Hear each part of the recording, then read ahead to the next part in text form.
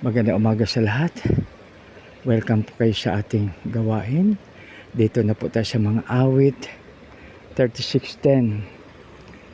Akin pong babasahin. Patuloy mong kalingain ang sa iyo'y umiibig. Patuloy mong pagpalain ang may buhay na matuwid. Purihin nawa ang Diyos sa pagbasa ng kanyang salita. Tayo manalangin. Pain, maraming salamat po sa iyong salita. Thank you, Lord, sa pangalan ni Jesus namin pagligtas. Lahat po'y magsabi ng Amen and Amen. So, dito po mga kaibigan sa ating binasa. Napakaganda.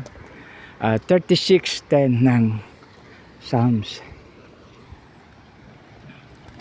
Dito po mga kaibigan. Patuloy mong kalingain ang sa iyo'y umiibig. Patuloy mong pagpalain ang may buhay na matuwid. So mga kaibigan, napakaganda yung prayer. So ibigin po natin ang ating Panginoon ng buong puso, buong isip, buong lakas at buong kaluluwa. At sikapin natin na maging matuwid po tayo.